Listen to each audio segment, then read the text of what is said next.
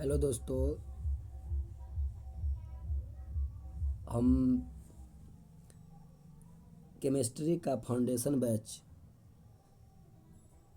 Session 2025 से 26 के लिए लेकर आए हैं। इसमें हम लोग देखेंगे कि हम लोग को केमिस्ट्री में जो जो पढ़ना है सिलेबस जानेंगे।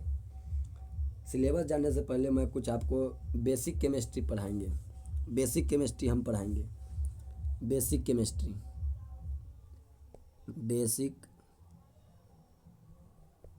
बेसिक केमिस्ट्री पढ़ाएंगे हम। बेसिक केमिस्ट्री हम पढ़ाएंगे। बेसिक केमिस्ट्री अगर नहीं जानेंगे तो हम लोग को फिर जो चैप्टर पढ़ना है हम लोग को केमिस्ट्री में क्लास 10th में, उसमें फिर हम लोग को दिक्कत हो सकती है। इसलिए पहले हम लोग अगर बेसिक केमिस्ट्री पढ़ लेते हैं तो हम लोग को कहीं से भी कोई दिक्कत होने वाला नहीं है पूरे केमिस्ट्री में। तो बेसिक केमिस्ट्री में हम लोग जानेंगे सबसे पहले जानेंगे तत्व का नाम, ठीक। उसके बाद जानेंगे उसका संकेत जानेंगे। संकेत के बारे में हम लोग जानेंगे। उसके बाद जानेंगे परमाणु संख्या क्या होता है, परमाणु संख्या जानेंगे। उसके बाद जानेंगे हम लोग एक अंतिम में परमाणु द्रव्यमान। परमाणु द्रव्यमान जानेंगे हम लोग, परमाणु द्रव्यमान। तो बेसिक केमिस्ट्री में हम लोग तत्व जानेंगे, तत्व का नाम, उसके बाद उसका संकेत, परमाणु संख्या जानेंगे, उसके बाद परमाणु द्रव्यमान जानेंगे। परमाणु द्रव्यमान जानेंगे हम लोग। देखिए, तो तत्व में हम लोग जिसे देखते हैं, तत्व में हम लोग देखेंगे हाइड्रोजन। हाइड्रोजन तत्व, इसका संकेत H होता है, परमाणु संख्या 1 होता है, परमाणु द्रव्यमान 1 होता है। उसके बाद देखेंगे हम लोग दूसरा जो होता है वह होता है हीलियम।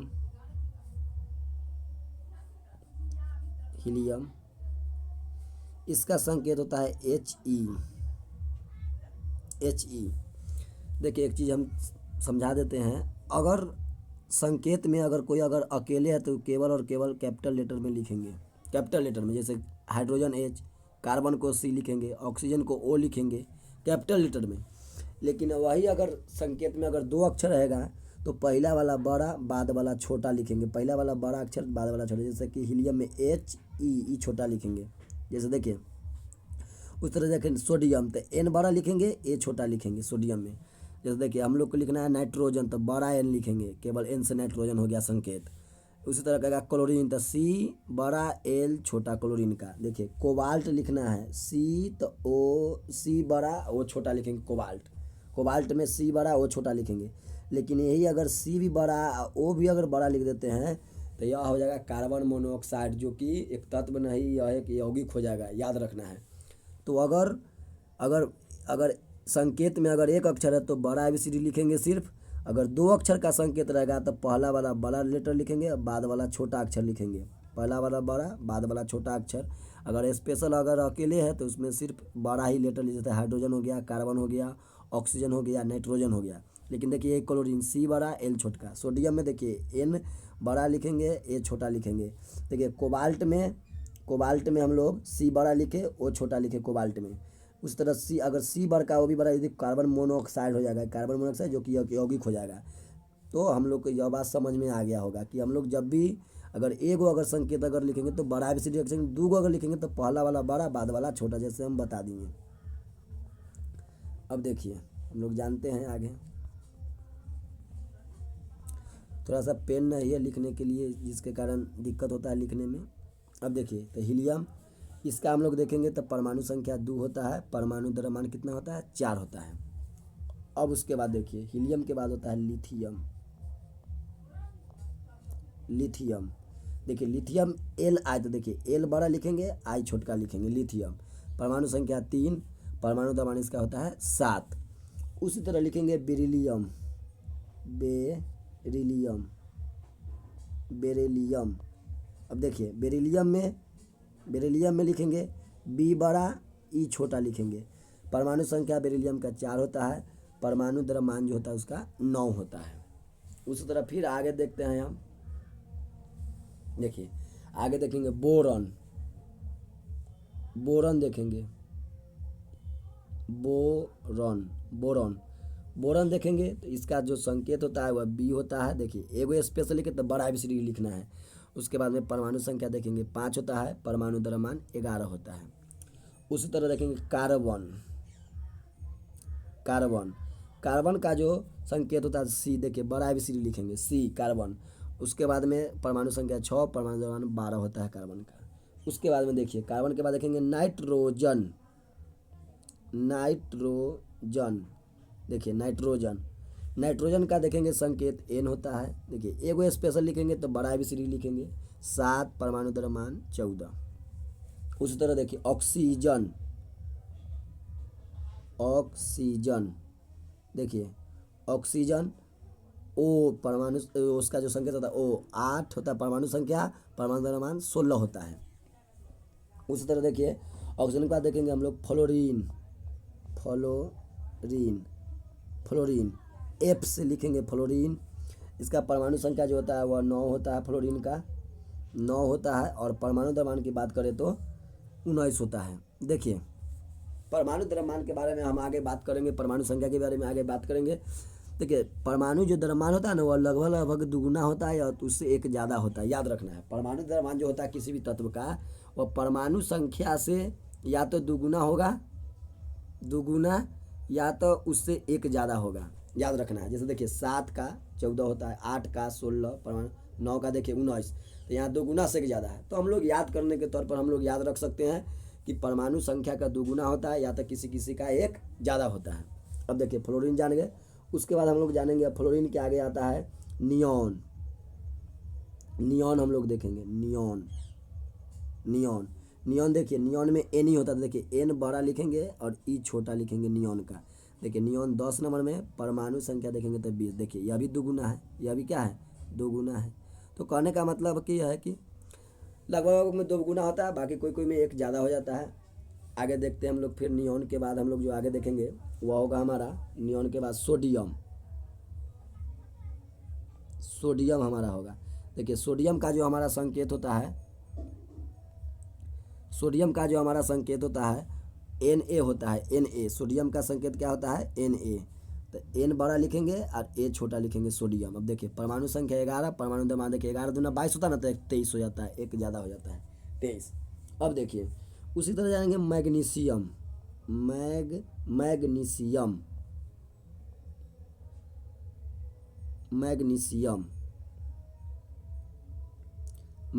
देखिए मैग्नीशियम का Mg होता है, तो M बड़ा लिखेंगे और G छोटा लिखेंगे। 12 देखिए इसका दुगुना होता है, 12 दूना 24, परमाणु द्रव्यमान। याद रखना बहुत आसान होता है। उसी तरह देखिए मैग्नीशियम के बाद जानेंगे एल्यूमिनियम।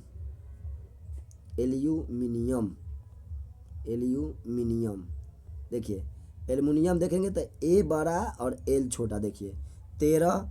अब देखिए इसका एक ज़्यादा होगा, 13 दूना 26 होता है, तो इसका 27 याद रख लेना है। याद रखना बहुत आसान होता है। उसके बाद देखेंगे सिलिकॉन। अब देखिए सिलिकॉन SI। देखिए S बड़ा लिखेंगे, I छोटा लिखेंगे। सिलिकॉन परमाणु संख्या की अगर बात करें तो 14 होता है। इसका देखिए दुगुना 14 दूना 28। उस तरह के सिलिकॉन के बाद देखेंगे फॉस्फोरस। देखिए फास्फोरस का संकेत जो होता है वह P। इसका संकेत, इसका परमाणु संख्या 15। अब देखिए 15 होता है तो इसका देखिए एक ज़्यादा है, 15 दूना 30 और 1 31 परमाणु द्रव्यमान।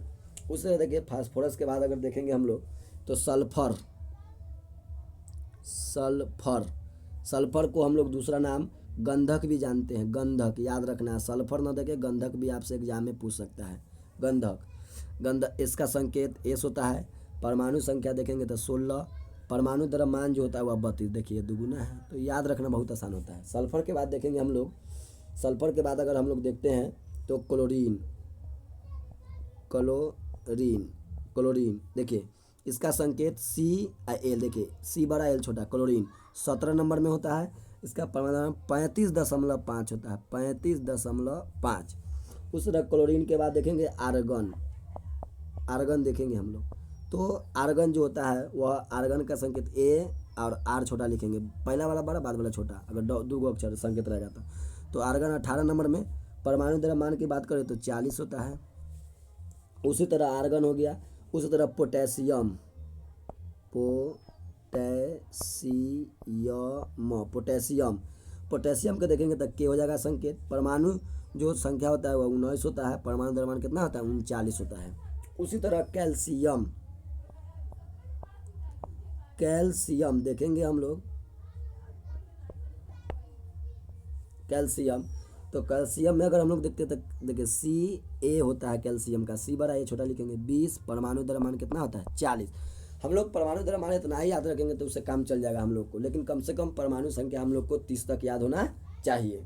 तो हम लोग परमाणु संख्या देखे 20 तक। देखिए यहीं से आप यहीं अगर देखिएगा तो यहीं से आप लोग को सवाल 1-2 नंबर बन जाता है एग्जाम में, 1-2 नंबर का 1-2 अंक आपको यहीं से मिल जाएगा, 1-2 अंक, ठीक ना। डायरेक्ट पूछेगा क्लोरीन का परमाणु संख्या कितना होता है तो 17 कहेंगे। पूछ देगा पोटेशियम का परमाणु संख्या कितना होता है तो 19। पूछ देगा कैल्शियम का परमाणु संख्या कितना होता था 20। उसी तरह मान लीजिए आपसे अगर पूछ देगा सोडियम का परमाणु संख्या कितना होता था 11। उस तरह कह देगा मैग्नीशियम का परमाणु संख्या तो 12। उस तरह कह देगा एल्युमिनियम का परमाणु संख्या 13। उस तरह कह देगा फास्फोरस के परमाणु संख्या 15। तो कहने का मतलब है कि यहाँ से भी परीक्षा में 1-2 नंबर आपको आ सकता है। कार्बन का परमाणु संख्या कह देगा तो 6, नाइट्रोजन कह देगा तो 7 कहेंगे, ऑक्सीजन का कह देगा तो 8 कहेंगे, ठीक ना। तो इस तरह हम लोग को याद रखना है। अब देखिए हम लोग कुछ परमाणु तत्व का नाम, उसका संकेत जान गए, उसका परमाणु संख्या जान गए, परमाणु द्रव्यमान जान गए। बाकी बहुत सारा कम से कम 30 तक हम लोग को याद रखना होता है। इतना ही तक कि हम लोग को इंटर में भी याद रखना होता है। 1 से 30 तक अगर याद है तो आपका बेड़ा पार लग जाएगा केमिस्ट्री, बेसिक केमिस्ट्री में कोई दिक्कत ना होगा। अब देखिए हम लोग अभी जाने थे परमाणु संख्या, परमाणु संख्या। तो हम लोग जानेंगे परमाणु संख्या के बारे में सबसे पहले कि परमाणु संख्या आखिर किसको कहते हैं। परमाणु संख्या के बारे में हम लोग जानेंगे। तो देखिए हम लोग संगे परमाणु संख्या किसको कहते हैं। तो देखिए सबसे पहले हमारा जो हेडिंग हो जाएगा वह हेडिंग जो हमारा होगा परमाणु संख्या, परमाणु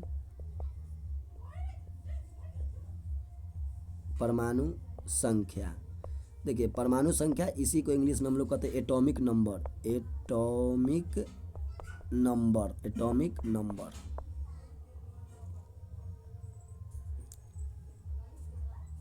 कॉलम नहीं जिसके कारण दिक्कत होता है, एटॉमिक नंबर, एटॉमिक नंबर परमाणु संख्या। देखिए इसी को हम लोग परमाणु क्रमांक भी बोलते हैं, परमाणु क्रमांक याद रखना। परमाणु संख्या बोले या परमाणु क्रमांक। तो देखिए समझना हम लोग को परमाणु संख्या या परमाणु क्रमांक क्या होता है। तो देखिए जैसे हम लोग को स्कूल में जैसे हम लोग को देखिए रोल नंबर होता है, roll number 1, roll number 2, roll number 3, उसी तरह से तत्व का, सभी तत्व का परमाणु संख्या अपना अपना है। तो देखिए परमाणु संख्या की अगर बात करें तो सबसे पहले आपसे ऑब्जेक्टिव आ सकता है कि परमाणु संख्या की खोज किसने किया था। तो देखिए परमाणु संख्या की खोज जो किया था, परमाणु संख्या की जो खोज किया था, परमाणु संख्या की खोज वह किया था मोसले, याद रखना है, मोसले किया था। परमाणु संख्या की खोज कौन किया था? तब मोसले किया था, याद रखना है। आपसे पूछा जाएगा कि परमाणु संख्या की खोज किसने किया? तब मोसले किया था, याद रखना है, ठीक। देखिए उसके बाद आएंगे अगला, परमाणु संख्या को हम लोग याद रखना है जेड से सूचित करते हैं। परमाणु संख्या कैसे सूचित करेंगे? तो हम लोग परमाणु संख्या को याद रखना है जेड से सूचित किया जाता है। क्या चीज़ से? जेड से सूचित किया जाता है, याद रखना है। परमाणु संख्या को क्या चीज़ से सूचित करेंगे? तो जेड से सूचित करेंगे। उसके बाद देखिए, उसके बाद जानते हैं हम लोग कि परमाणु संख्या की परिभाषा क्या होगा। हम लोग जानेंगे परिभाषा कि परमाणु संख्या आखिर किसको कहते हैं। जैसे हम लोग को देखते हैं स्कूल में जिस तरह से एडमिशन होता है उस तरह से सबका रोल नंबर बनता है हर विद्यार्थी का, उसी तरह सब तत्व का अपना अपना परमाणु क्रमांक यानी परमाणु संख्या। तो देखिए कहता है परिभाषा, हम लोग अगर देखेंगे परमाणु संख्या की परिभाषा तो कहता है किसी परमाणु बोले या तत्व बोले, किसी परमाणु यानी कहने का मतलब, परमाणु कहने का मतलब हाइड्रोजन जो तत्व है वह अपने आप में परमाणु है, लिथियम जो तत्व है अपने आप में परमाणु है, तरह कहेंगे कार्बन अपने आप तत्व है जो अपने आप में परमाणु है, सोडियम वो अपने आप में परमाणु है, पोटेशियम अपने आप में परमाणु है, कैल्शियम अपने आप में परमाणु है, तत्व ही एक समझिए कि परमाणु है, तो तत्व बोले या परमाणु बोले, तो किसी तत्व के या किसी परमाणु के एक ही बात है। तो किसी तत्व, किसी परमाणु के या किसी तत्व के नाभिक में किसी तत्व या परमाणु के नाभिक में उपस्थित उपस्थित उपस्थित उपस्थित याद रखना, उपस्थित, आगे बढ़ते हैं हम लोग, उपस्थित प्रोटॉन, उपस्थित प्रोटॉन की संख्या को परमाणु संख्या कहते हैं। परमाणु संख्या कहते हैं, याद रखना है। हम लोग अभी क्या हम लोग समझेंगे बढ़िया से। हम लोग समझे किसी परमाणु के नाभिक में उपस्थित प्रोटॉन की संख्या को परमाणु संख्या कहते हैं। अब देखिए, अच्छा थोड़ा सा और समझ लेते हैं इस, थोड़ा सा एक पॉइंट, यह हमेशा पूर्णांक में होता है। यह हमेशा पूर्णांक में होता है। यह हमेशा पूर्णांक में होता है, याद रखना। यह हमेशा क्या चीज़ में होगा, जो भी परमाणु संख्या वो हमेशा पूर्णांक में होगा। अब देखिए समझते हैं हम लोग प्रोटॉन की संख्या की परमाणु संख्या। देखिए जैसे मान लीजिए कि कोई परमाणु हो गया, जैसे हाइड्रोजन परमाणु मान लीजिए, चाहे ऑक्सीजन परमाणु, कोई भी परमाणु मान लेते हैं एक, तो कहने का मतलब कहता है कि परमाणु के नाभिक, देखिए यह परमाणु का नाभिक हुआ, ठीक, यह परमाणु की कथी है, नाभिक है, नाभिक। याद रखना, परमाणु के जो नाभिक के खोज किए थे वह व्यक्ति का नाम है रदरफोर्ड। परमाणु के नाभिक की खोज करने वाले व्यक्ति का नाम क्या है, रदरफोर्ड। अब देखिए इस परमाणु के नाभिक के अंदर प्रोटॉन होता है और प्लस न्यूट्रॉन होता है। इस परमाणु के नाभिक के अंदर क्या होता है, प्रोटॉन और न्यूट्रॉन। आपसे पूछा जाएगा कि परमाणु के नाभिक के अंदर क्या होता है, तो याद रखना है किसी परमाणु के नाभिक के अंदर जो होता है, परमाणु के नाभिक के अंदर जो होता है, नाभिक के अंदर क्या क्या होता है, तो प्रोटॉन तथा न्यूट्रॉन होता है, याद रखना है। परमाणु के नाभिक के अंदर क्या क्या होता है, प्रोटॉन तथा न्यूट्रॉन। तो देखिए यही कह रहा है कि किसी परमाणु के नाभिक में प्रोटॉन की संख्या को हम लोग कहते हैं परमाणु संख्या, याद रखना है। किसी परमाणु के नाभिक यही होगा जो बीच वाला भाग है जिसकी खोज रदरफोर्ड ने किया था। यही परमाणु के नाभिक में जो होता है प्रोटॉन और प्लस न्यूट्रॉन होता है। परमाणु के नाभिक में होता है प्रोटॉन और न्यूट्रॉन। और याद रखना इलेक्ट्रॉन जो होता है वह चारों बगल चक्कर काटता है, याद रखना इलेक्ट्रॉन चारों बगल क्या लगता है, चक्कर लगाते रहता है। इलेक्ट्रॉन चारों बगल क्या करता है, चक्कर लगाते रहता है। नाभिक में क्या होता है, प्रोटॉन और न्यूट्रॉन होता है। तो वही कहा कि किसी परमाणु के नाभिक में प्रोटॉन की संख्या को उसका परमाणु संख्या कहेंगे। देखिए अभी हम लोग इसको बहुत अच्छा से समझेंगे। जैसे देखिए कहने का मतलब है, मान लीजिए कि अगर हम एग्जाम्पल अगर लेते हैं, जैसे सोडियम परमाणु हो गया, तो सोडियम का जो अति क्या परमाणु संख्या होता है वह सोडियम का परमाणु संख्या कितना होता है, 11। तो कहने का मतलब है सोडियम में प्रोटॉन की संख्या भी कै गो होगी, 11 गो होगी, याद रखना है। तो जितना परमाणु संख्या उतना ही होता है प्रोटॉन। तो प्रोटॉन की संख्या को हम लोग क्या बोलते हैं, परमाणु संख्या। परमाणु संख्या को जेड से सूचित करते हैं, अभी हम लोग जाने थे, ठीक, याद रखना है। जैसे और एग्जाम्पल, जैसे मैग्नीशियम ले लिए मान लीजिए, तो मैग्नीशियम का देखिए हम लोग देखें परमाणु संख्या कितना होता है, तो 12, यानी इसमें प्रोटॉन की संख्या कै गो होगी, तो 12 गो होगी, याद रखना है बढ़िया से। यानी प्रोटॉन की संख्या को हम लोग कहते हैं परमाणु संख्या। तो उसी तरह देखेंगे कैल्शियम, तो देखिए कैल्शियम का परमाणु संख्या कितना है, तो कैल्शियम का 20 है। तो उसी तरह हम तो कहने का मतलब कि कैल्शियम में प्रोटॉन भी कितना होगा, तो 20 से होगा। तो परमाणु जितना प्रोटॉन की संख्या होगा उतना उस तत्व की परमाणु संख्या होगी। आशा करते हैं कि आप लोग परमाणु संख्या की परिभाषा या परमाणु संख्या का जो कॉन्सेप्ट है वह समझ गए होंगे। अब देखिए थोड़ा सा आगे हम लोग बढ़ते हैं। देखिए अभी हम लोग देखें परमाणु संख्या को जेड से सूचित करते हैं, ठीक। अच्छा बताइए प्रोटॉन की संख्या को ना परमाणु संख्या कहते हैं, तो हम लिख सकते हैं परमाणु संख्या बराबर प्रोटॉन की संख्या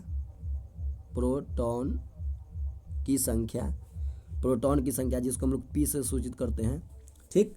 तो कहने का मतलब है हम लोग प्रोटॉन की संख्या को परमाणु संख्या कहते हैं, तो हम लोग लिख सकते हैं परमाणु संख्या बराबर प्रोटॉन की संख्या, लिख सकते हैं कि नहीं, परमाणु संख्या बराबर प्रोटॉन की संख्या, क्योंकि प्रोटॉन की संख्या को तो परमाणु संख्या कहते हैं। यानी कहने का मतलब है कार्बन के अगर परमाणु संख्या अगर मान लीजिए कार्बन के 6 है तो इसमें प्रोटॉन भी कै गो होगा, 6 गो होगा। तो कहने का मतलब यह दोनों आपस में बराबर, इसलिए लिख सकते हैं परमाणु संख्या बराबर प्रोटॉन की संख्या। अब देखिए थोड़ा सा यहाँ से एक चीज़ हम लोग और समझ सकते हैं। देखिए जितना प्रोटॉन होता है ना उतना ही उसमें याद रखना है, जितना प्रोटॉन होगा जितना परमाणु संख्या उतना ही होता है इलेक्ट्रॉन की संख्या। एक मिनट रुक जाइए, उतना ही होता है क्या, इलेक्ट्रॉन की संख्या, इलेक्ट्रॉन की संख्या। तो याद रखना है जितना होगा परमाणु संख्या उतना ही प्रोटॉन, उतना ही उसमें क्या होगा, इलेक्ट्रॉन भी होगा। याद रखना इस बात को, इलेक्ट्रॉन भी होगा। तो परमाणु संख्या बराबर प्रोटॉन की संख्या बराबर इलेक्ट्रॉन की संख्या। तो हम लोग देख लिए कि तीनों ही आपस में बराबर होगा। जैसे एग्जाम्पल में देखिए, अब आपसे पूछ सकता है एग्जाम्पल में रुकिए एक मिनट, एग्जाम्पल में आपसे पूछ सकता है, जैसे बताइए कि सोडियम में बताइए आप परमाणु संख्या कितना होगा सोडियम का, प्रोटॉन की संख्या कितना होगा, इलेक्ट्रॉन की संख्या कितना होगा। उसी तरह आपसे पूछ देगा कैल्शियम का बताइए परमाणु संख्या कितना होगा, प्रोटॉन की संख्या कितना होगा, इलेक्ट्रॉन की संख्या कितना होगा। तो देखिए सोडियम का परमाणु संख्या कितना है 11, तो परमाणु संख्या को जोड़ से तो 11 हो जाएगा। जितना परमाणु संख्या उतना ही प्रोटॉन, तो उतना ही, कि प्रोटॉन की संख्या को तो हम लोग बोलते हैं परमाणु संख्या, तो उतना ही इलेक्ट्रॉन। अभी हम क्या सीखे, जितना परमाणु संख्या है उतना ही प्रोटॉन उतना ही इलेक्ट्रॉन, तो इलेक्ट्रॉन भी कितना होगा 11 होगा। उसी तरह अगर कैल्शियम का परमाणु संख्या देखें तो 20, प्रोटॉन की संख्या 20, इलेक्ट्रॉन की संख्या भी कितना होगा 20 होगा। आशा करते हैं कि आप लोग को यह बात समझ में आ गया होगा कि किसी भी तत्व का जितना परमाणु संख्या होगा उतना ही इलेक्ट्रॉन उतना ही प्रोटॉन की संख्या होगी। तो इतना बात आपको समझ में आ गया होगा। अब देखिए यहाँ पर एक मामला फंसता है, उस मामला को हम लोग समझेंगे। जैसे कहने का मतलब है कि जब परमाणु संख्या बराबर प्रोटॉन की संख्या होगी जब इलेक्ट्रॉन की संख्या होगी। देखिए आगे समझते हैं इसको। जब मान लीजिए कि परमाणु संख्या बराबर प्रोटॉन की संख्या होगा बराबर इलेक्ट्रॉन की संख्या होगा, तो हम लोग प्रोटॉन की संख्या को बोले परमाणु संख्या, तो क्या इलेक्ट्रॉन की संख्या को परमाणु संख्या नहीं बोल सकते हैं? हम लोग प्रोटॉन की संख्या को बोले परमाणु संख्या कहते हैं, एटॉमिक नंबर। तो क्या इलेक्ट्रॉन की संख्या को परमाणु संख्या कह सकते हैं? तो नहीं कह सकते। याद रखना है, हम लोग याद रखना है, हम लोग इलेक्ट्रॉन की संख्या को परमाणु संख्या नहीं कह सकते हैं, परमाणु संख्या नहीं कह सकते हैं। अब कहेगा सर जी काहे नहीं कह सकते हैं, तो अभी हम बताते हैं इसका कॉन्सेप्ट। तो याद रखना है इलेक्ट्रॉन की संख्या को परमाणु संख्या नहीं कहेंगे, ठीक ना, सिर्फ प्रोटॉन की संख्या को परमाणु संख्या कहते हैं। तो हम लोग समझेंगे कि क्यों नहीं कहेंगे से। देखिए समझना है क्यों नहीं कहते हैं, तो हम लोग इस बात को समझते हैं। अब देखिए इसलिए नहीं कहेंगे, तो देखिए जैसे मान लीजिए थोड़ा सा एक एग्जाम्पल देते हैं, जैसे Na+Cl, ये सब आगे पढ़ाएंगे। जैसे होता है NaCl, यानी सोडियम और क्लोरीन अभी क्रिया करेगा आपस में, तो क्या बनेगा सोडियम क्लोराइड। तो देखिए यहाँ जो साझेदारी हुआ सोडियम और क्लोरीन में, यह जो दोस्ती किया, दोस्ती करके एक दूसरा जो सोडियम क्लोराइड बनाया, यानी जो नमक बना हमारा, नमक जो बना सोडियम क्लोराइड, तो यह जो दोस्ती किया, इस दोस्ती में याद रखना इलेक्ट्रॉन का आदान प्रदान होता है, इलेक्ट्रॉन की साझेदारी होती है, साझेदारी होती है। याद रखना इलेक्ट्रॉन की कथी होती है, साझेदारी, सिर्फ इलेक्ट्रॉन की साझेदारी होता है। याद रखना है सिर्फ, यहाँ लिख देते हैं हम, सिर्फ इलेक्ट्रॉन का आदान प्रदान होता है, आदान प्रदान होता है।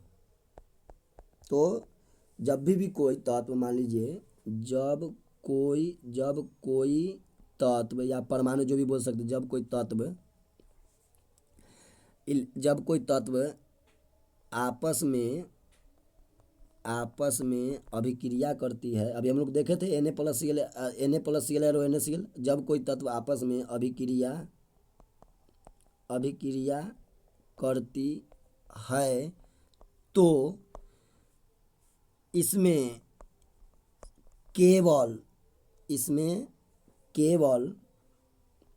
केवल इलेक्ट्रॉन का आदान प्रदान होता है, आदान प्रदान होता है, आदान प्रदान होता है,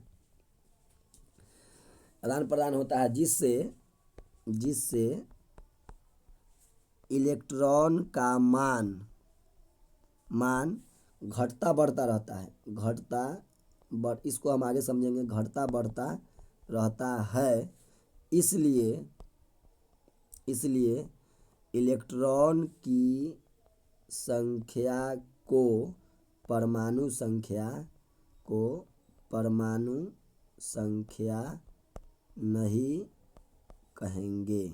अब आपको समझ में आ गया होगा।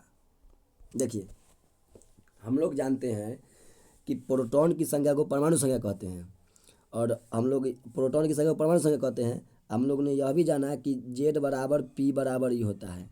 तो प्रोटॉन की संख्या को परमाणु संख्या कहते हैं, लेकिन इलेक्ट्रॉन की संख्या को परमाणु संख्या नहीं कहेंगे, क्योंकि जब कोई भी तत्व जैसे H2 प्लस हो गया O2, तो एरो जो हुआ H2O जो बना, जल बना जो हमारा, इसमें याद रखना है जो अभिक्रिया हुआ एक दूसरा के बीच, इस अभिक्रिया में इलेक्ट्रॉन का आदान प्रदान होता है। याद रखना है, इलेक्ट्रॉन का आदान प्रदान। तो इलेक्ट्रॉन का आदान प्रदान होने से उसका मान घटता बढ़ता रहता है। इलेक्ट्रॉन का आदान प्रदान होने से इलेक्ट्रॉन का जो मान होता है, इलेक्ट्रॉन का मान वह घटता बढ़ता रहता है। इलेक्ट्रॉन का मान क्या होता है? घटता। उसको हम आगे देखेंगे कैसे घटता बढ़ता है। घटता बढ़ता रहता है, घटता बढ़ता रहता है। इसीलिए इलेक्ट्रॉन की संख्या को हम लोग परमाणु संख्या नहीं कहते हैं। आशा करते हैं कि आपको यह बात अब समझ में आ गया होगा कि भले ही परमाणु में इलेक्ट्रॉन की संख्या प्रोटॉन की संख्या के बराबर होती है, लेकिन इलेक्ट्रॉन की संख्या को परमाणु संख्या नहीं कहते हैं, क्योंकि इलेक्ट्रॉन का मान घटता बढ़ता रहता है। क्योंकि कब घटता बढ़ता रहता है? जब कोई तत्व आपस में अभिक्रिया करती है तब। याद रखना है। अब देखिए, इसके बाद में हम लोग आगे समझ सकते हैं, इसमें क्या चीज़ समझेंगे। देखिए, आपको यह भी बात समझ में आ गया कि इलेक्ट्रॉन की संख्या को परमाणु संख्या नहीं कहते हैं, क्योंकि वह इलेक्ट्रॉन का मान, जब कोई भी तत्व आपस में अभिक्रिया करता है तो उससे इलेक्ट्रॉन का मान घटता बढ़ता रहता है। इसलिए हम लोग इलेक्ट्रॉन की संख्या को परमाणु संख्या नहीं कहते हैं, केवल प्रोटॉन की संख्या को ही परमाणु संख्या कहेंगे। अब आपको समझ में आ गया होगा। अब देखिए, थोड़ा सा समझते हैं एक चीज़। देखिए, समझा देते हैं। जैसे मान लीजिए लिखा हुआ है Na और लिखा हुआ है Na पर प्लस, Ca पर माइनस, Mg लिखा हुआ है Mg पर 2 प्लस। ठीक, याद रखना है। उस तरह लिखा हुआ है ऑक्सीजन O, ऑक्सीजन पर -2 माइनस लिखा है। तो देखिए, इसको पढ़ने का तरीका हम लोग समझेंगे। देखिए, इसको बोलेंगे सोडियम परमाणु, इसको बोलेंगे कथी? सोडियम परमाणु बोलेंगे, ठीक ना। और इसको बोलेंगे सोडियम आयन, इसको बोलेंगे सोडियम आयन। इसको बोलेंगे क्लोरीन परमाणु, इसको बोलेंगे क्लोरीन आयन। अब आपको समझ में आ गया होगा। इसको बोलेंगे मैग्नीशियम परमाणु और इसको बोलेंगे मैग्नीशियम आयन, इसको आयन बोलेंगे। इसको बोलेंगे ऑक्सीजन परमाणु, इसको बोलेंगे ऑक्सीजन परमाणु। इसको बोलेंगे हम लोग ऑक्सीजन आयन। क्या बोलेंगे? Oxygen ion. देखिए, आगे हम लोग समझेंगे कि कब प्लस कब माइनस आता है, वो सब हम आपको आगे समझाएंगे। तो देखिए, कहने का मतलब है कि जब मतलब सिंपल रहेगा तो देखिए वह उदासीन है। क्या चीज़ है? उदासीन। तो इसको सोडियम परमाणु बोलेंगे। लेकिन जैसे इस पर चार्ज आ गया, या प्लस हो या फिर माइनस हो या फिर प्लस हो आए, तो उसका नाम हो जाएगा सोडियम आयन। क्या नाम होगा? Sodium ion. तो देखिए, अभी यह उदासीन है। जब भी याद रखना है, माथा पर कोई भी तत्व के माथा पर अगर कोई प्लस माइनस का चिन्ह नहीं है तो वह उदासीन परमाणु कहलाएगा। क्या कहलाएगा? उदासीन परमाणु कहलाएगा, ठीक ना। जब भी उस पर अगर चिन्ह प्लस माइनस आ गया उसके माथे पर, तो वह अब आयन हो जाएगा, यह क्लोरीन परमाणु कहलाएगा।